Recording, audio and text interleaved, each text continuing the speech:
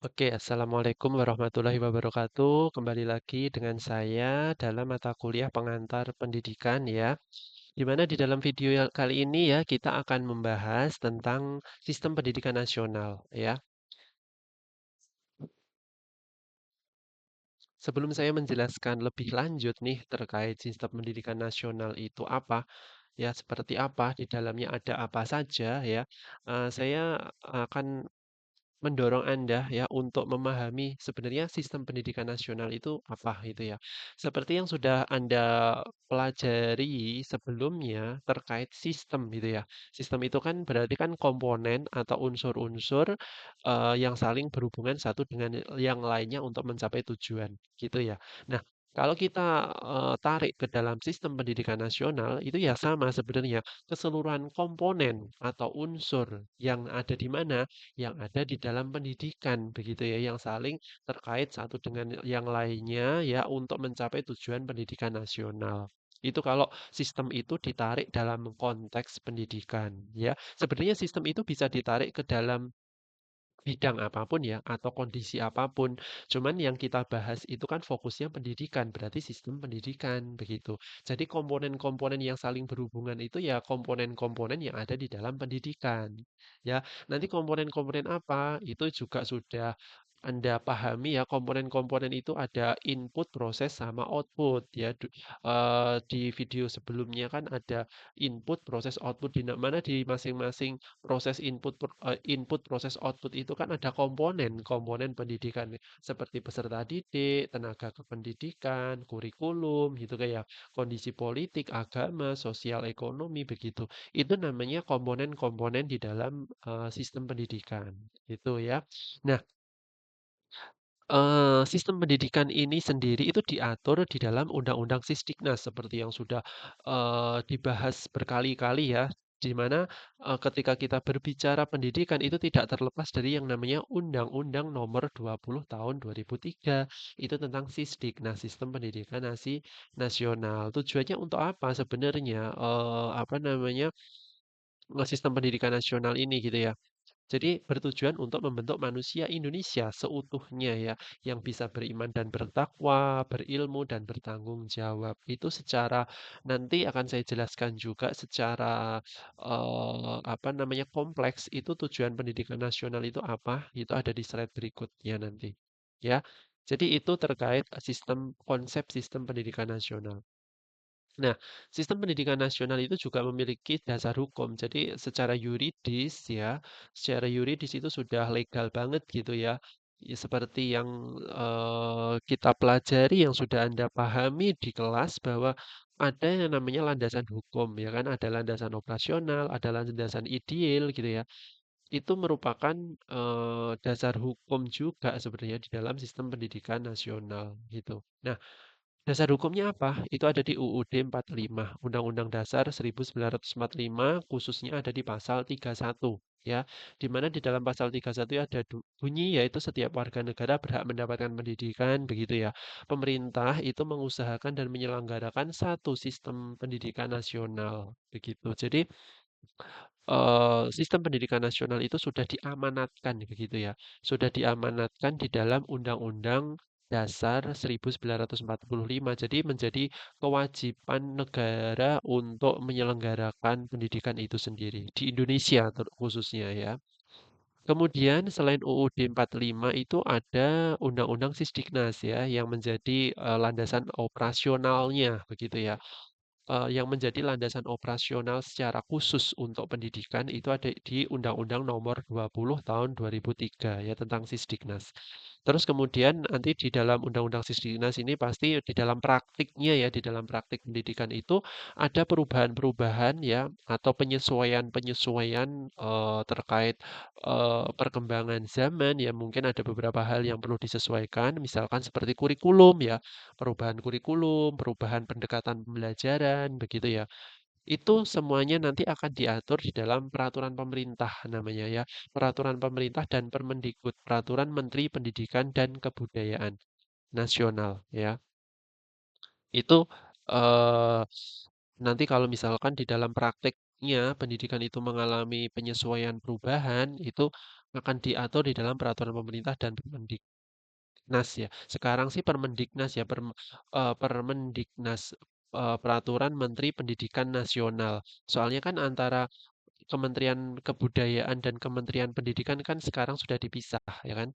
Permendikbud. Kalau dulu antara Kementerian Pendidikan dan Kebudayaan digabung, makanya namanya Permendikbud. Nah, sekarang sudah dipisah ya. Harusnya ada kalau aturan tentang pendidikan, perubahan pendidikan itu biasanya di Permendiknas ya, bukan Permendikbud sekarang ya. Gitu. Kalau Undang-Undang Nomor 20 Tahun 2003-nya tetap masih dipakai ya, itu menjadi core-nya atau basic-nya praktek pendidikan ya. Tapi untuk perubahan-perubahannya kan perlu dilegalkan ya. Nah, untuk melegalkan praktek-praktek perubahan praktek-praktek pendidikan itu melalui peraturan pemerintah dan Permendiknas gitu. Nah, kemudian ada filosofinya yaitu ada di Pancasila ya sebagai ideologi nih, sebagai pandangannya nih, sebagai pandangan dari praktik pendidikan nasional sendiri itu pandangannya dari kiblatnya dari Pancasila sebagai dasar negara kita. Itu dasar hukum dari sistem pendidikan nasional. Nah, ini kemudian ada tujuan pendidikan nasional secara secara langsung ya, secara tertulis gitu ya. Sebenarnya tujuan pendidikan nasional itu ada di Undang-Undang Nomor 20 Tahun 2003. Bunyinya seperti ini, bunyi aslinya ya. Mengembangkan potensi peserta didik agar menjadi manusia yang beriman, bertakwa, berakhlak mulia gitu ya. Sehat, berilmu, cakap, kreatif, mandiri, dan menjadi warga negara yang demokratis serta bertanggung jawab. Itu bunyi aslinya tujuan pendidikan nasional, ya. Jadi kesimpulannya itu kalau kita simpulkan tujuan pendidikan nasional itu ada tiga. Yang pertama, mendorong peserta didik itu untuk bisa memiliki iman dan takwa kepada Tuhan Yang Maha Esa sesuai dengan keyakinannya masing-masing. Terus yang kedua, peserta didik itu didorong untuk bisa memiliki akhlak mulia gitu ya, sehat, berilmu, cakap, kreatif, mandiri begitu. Dan yang ketiga, diharapkan, dengan pendidikan ini peserta didik itu dapat didorong untuk menjadi warga negara Indonesia tentunya ya, menjadi warga negara Indonesia yang demokratis dan bertanggung jawab. Itu kalau kita, eee, simpulkan tujuan pendidikan nasional itu ada 3 ini, itu. Nah, tujuan pendidikan nasional ini bisa tercapai kalau komponen-komponen yang ada di dalam sistem pendidikan itu bisa saling bekerja sama satu dengan yang lainnya. Intinya di situ, tujuan pendidikan itu bisa tercapai. Kalau tadi kan sudah dijelaskan kalau komponen atau unsur itu bekerja sendiri-sendiri atau tidak saling terpadu, maka tujuan pendidikan nasional ini tidak akan tercapai. Gitu ya. Nah, di dalam sistem pendidikan nasional sendiri itu ada yang namanya jalur ya. Jalur pendidikan atau istilahnya itu manusia atau peserta didik itu menempuh pendidikannya itu di jalur mana gitu ya. Secara umum ya ada tiga, informal, formal, dan non formal. Atau ini sebenarnya kalau kita sudah pelajari di kelas itu seperti trikonnya ya atau Tripusat pendidikannya Ki Hajar Dewantara, ya kan ada pendidikan keluarga, pendidikan masyarakat dan pendidikan di sekolah ya. Kalau informal sendiri sudah tahu Anda ya, ada pendidikan keluarga di pendidikan keluarga. Kalau formal itu ya pendidikan di sekolah ya atau madrasah atau perguruan tinggi ya, itu formal. Kalau non formal itu kayak kursus ya kan, pelatihan, PKBM ya. PKBM itu apa sih? Pusat Kegiatan Belajar Masyarakat kayak kejar paket A, kejar paket B, kejar paket C gitu. Biasanya ini diperuntukkan bagi mereka, masyarakat atau orang ya atau seseorang yang secara formal itu tidak lulus gitu ya, tidak lulus dari satuan pendidikan itu maka dia bisa mengikuti yang namanya PKBM untuk menyetarakan tingkat pendidikannya gitu. Tadi kan di video sebelumnya kan ada yang namanya ini ya, komponen, sistem pendidikan yang kompleks yang saling berhubungan kan ada peserta didik, proses ya kan, ada output. Nah, output sendiri ini kan ada lulusan sama, apa namanya putus sekolah kan. Nah, seseorang yang putus sekolah ini yang tidak menyelesaikan satuan pendidikan sesuai dengan waktunya itu bisa mengikuti kembali pembelajarannya di pendidikan non formal namanya PKBM, kejar paket namanya. Ya, itu terkait jalur pendidikan. Nah, sedangkan di dalam pendidikan formal sendiri ya, kita kita nanti fokusnya itu kan ke pendidikan formal ya, di sekolah itu ya, di instansi yang memang benar-benar untuk apa namanya, resmi ya, yang resmi gitu. Jadi jenjang pendidikan formal itu ada empat, ada PAUD ya, sekarang ada PAUD ya. Ada pendidikan anak usia dini, PAUD, kemudian ada pendidikan dasar, ya pendidikan dasar itu ya seperti SD, MI, ya kan, MTS, SMP itu termasuk kategori pendidikan dasar. Kemudian naik jenjang lagi ke pendidikan menengah. Ya pendidikan menengah itu seperti SMA, MA, ya kan, SMK, MAK gitu, ya. Mungkin dari Anda juga masih bingung MAK itu apa sih? MAK itu Madrasah Aliyah Kejuruan. Jadi madrasah aliyah itu juga ada kejuruannya, jadi tidak hanya SMK ya, gitu. Terus yang terakhir, jenjang yang tinggi itu pendidikan tinggi, ya. Pendidikan tinggi itu ya seperti akademik, politeknik, institut, universitas, itu namanya pendidikan tinggi, ya. Di mana di setiap jenjang pendidikan formal nih ya, dari PAUD sampai pendidikan tinggi, itu memiliki tujuan, kurikulum, dan standar kompetensi yang berbeda-beda, tidak bisa disamakan. Ya, tidak bisa disamakan ya. Tujuan, kurikulumnya, sama standar kompetensinya beda-beda. Begitu. Itu tentang jenjang pendidikan formal. Kemudian di dalam pendidikan formal sendiri ya, di dalam pendidikan formal itu mereka ketika melaksanakan praktik pendidikan ya di sekolah, di universitas, begitu ya, itu harus menyesuaikan atau eh, menyesuaikan dengan standar pendidikan nasional yang sudah ditentukan ya. Standar pendidikan nasional itu di dalam setiap satuan pendidikan itu harus menyesuaikan tentang apa ya, mulai dari standar isi sampai standar penilaian ya. Itu harus dipenuhi ya ketika suatu pendidikan itu atau ketika satuan pendidikan itu melaksanakan praktek pendidikan ya. Tapi ini standar ini di pendidikan formal ya. Pendidikan informal tidak memakai ini di dalam keluarga ya. Ini lebih diterapkan bagi satuan pendidikan formal ya. Ada yang pertama standar isi. Standar isi itu apa sih? Itu dia itu mengatur ruang lingkup materi dan tingkat kompetensi yang harus dicapai peserta didik. Jadi selama peserta didik itu eh, menempuh pendidikan formal di satuan pendidikan tersebut, maka peserta didik itu harus bisa apa dan materi apa yang di harus dipahami oleh peserta didik. Itu dijabarkan di dalam standar isi. Kemudian yang kedua ada standar proses. Standar proses itu mengatur pelaksanaan pembelajarannya. Nah, bagaimana nih link materinya diajarkan kepada peserta didik ya, sehingga peserta didik itu bisa apa namanya, menguasai kompetensi yang telah ditetapkan gitu. Standar proses itu lebih kepada bagaimana mengatur pelaksanaan pembelajaran yang tentunya yang interaktif, inspiratif, menyenangkan, menantang gitu.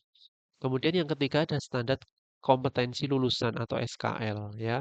Di sini maksudnya SKL itu menentukan kualifikasi kemampuan minimal peserta didik setelah menyelesaikan jenjang pendidikan itu. Biasanya SKL ini terdiri dari tiga ya, terdiri dari tiga kompetensi yang harus dimiliki peserta didik itu mulai dari sikap atau afektif, pengetahuan atau kognitif, dan keterampilan atau psikomotor. Itu kemampuan minimal yang harus dikuasai oleh peserta didik setelah peserta didik itu menyelesaikan jenjang pendidikan tertentu ya. Itu diatur di dalam standar kompetensi lulusan. Terus kemudian ada standar tenaga pendidik dan kependidikan. Ini menentukan kualifikasi sumber daya sebenarnya. Sumber daya manusia untuk mengelola satuan pendidikan itu.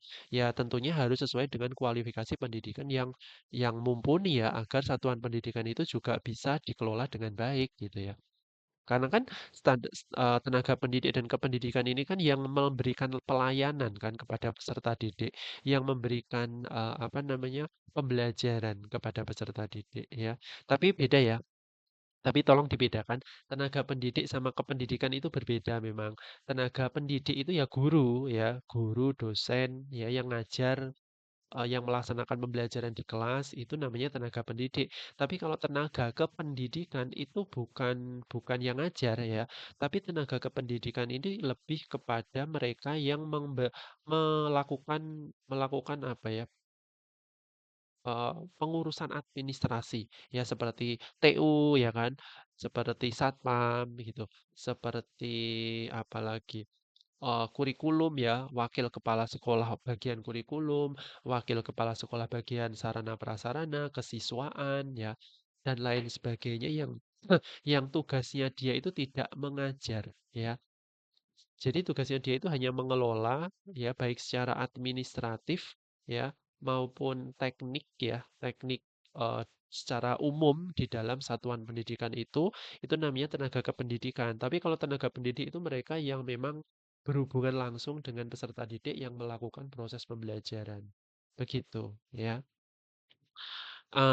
Terus kemudian ada standar sarana prasarana, ya seperti ruang belajar, laboratorium, perpustakaan, fasilitas belajar yang mendukung peserta didik itu untuk mengembangkan kompetensinya.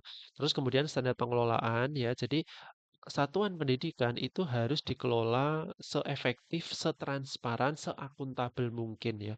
Yang melakukan pengelolaan itu biasanya lebih kepada tenaga kependidikan ya, tenaga pendidik itu yang melaksanakan. Gitu. Terus ada standar pembiayaan yang namanya satuan pendidikan ya, pasti ada dana-dana yang harus dikelola dan dialokasikan kepada pos-pos tertentu ya.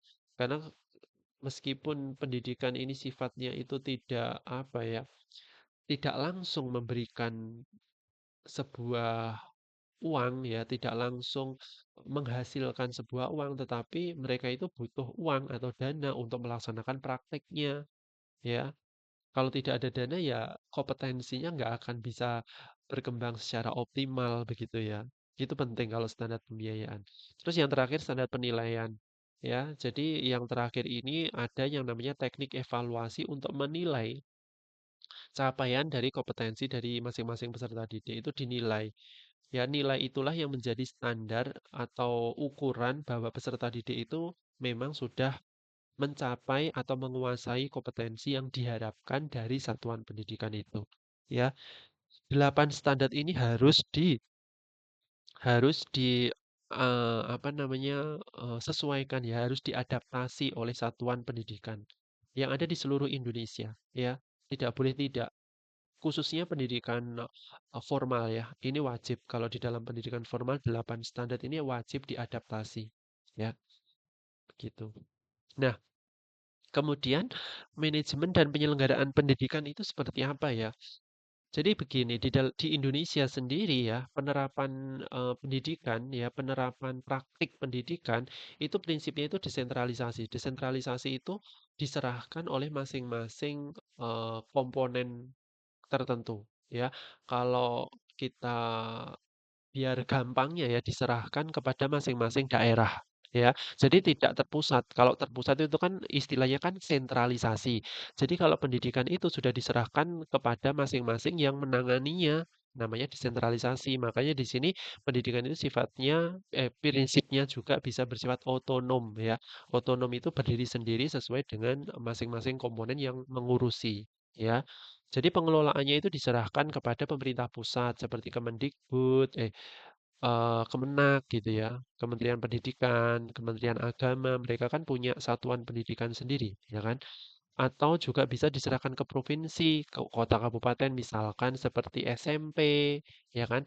SMP, SD, itu kan kabupaten kota yang melakukan pengelolaan. Kalau provinsi itu SMA, SMK, ya, itu provinsi yang melakukan pengelolaan, gitu. Ada juga ya satuan pendidikan sendiri yang melakukan pengelolaan seperti sekolah yang sifatnya itu sekolah-sekolah yayasan itu dikelola sendiri, universitas itu juga dikelola sendiri ya, atau lembaga pelatihan ya, itu pengelolaan secara desentralisasi. Jadi bukan semuanya diserahkan pemerintah, bukan semuanya itu dikelola oleh pemerintah, tapi sudah dikelola oleh subunit-subunit yang terkecil ya seperti provinsi, kabupaten kota, universitas gitu. kementerian sendiri kayak gitu. Gitu. Jadi, pengelolaan ini itu harus didorong dengan adanya partisipasi masyarakat dan dunia industri, ya kan? Kan pernah saya jelaskan bahwa di dalam pendidikan itu, pendidikan formal itu tidak bisa berdiri sendiri. Jadi mereka harus berkolaborasi dengan yang namanya masyarakat dan dunia industri agar, lulusannya itu memang siap untuk bisa diterima ya, di dalam lingkungan masyarakat. Ya, intinya kan di situ. Jadi nggak bisa berdiri sendiri dia, ya. Jadi itu ya terkait sistem pendidikan nasional ya. Jadi sistemnya itu sudah oke banget ya di Indonesia ya khususnya di pendidikan di Indonesia itu sebenarnya secara sistem itu sudah oke banget ya. Tinggal komponen-komponen nih ya, komponen-komponen yang ada di dalam sistem pendidikan nasionalnya ini yang harus dibenahi per komponen ya. Itu nanti akan kita bahas di materi masalah-masalah pendidikan ya. Jadi mengapa pendidikan Indonesia itu belum belum maju gitu ya? Ya karena dari komponen-komponen yang membentuk sistem itu masih ada permasalahan ya. Sehingga kalau permasalahan itu tidak dibenahi ya, ya pendidikan Indonesia nggak akan maju gitu ya. Jadi sebelum kita memahami masalah-masalah yang ada di pendidikan, Anda harus paham dulu sebenarnya itu di dalam pendidikan itu ada apanya sih gitu loh. Sehingga pendidikan di Indonesia itu kok tidak bisa maju-maju gitu loh ya. Jadi Anda harus tahu dulu komponen yang ada di dalamnya itu ada apa saja gitu ya. Jadi Anda sudah memahami komponen-komponennya ya, yang itu membentuk sebuah sistem pendidikan. Ya, terima kasih ya untuk materi di video ini ya. Kalau ada yang ingin ditanyakan, silakan bertanya di sosial media sebagai media pembelajaran online kita ya. Saya tunggu untuk partisipasi pertanyaannya ya. Terima kasih. Saya akhiri dulu. Assalamualaikum warahmatullahi wabarakatuh.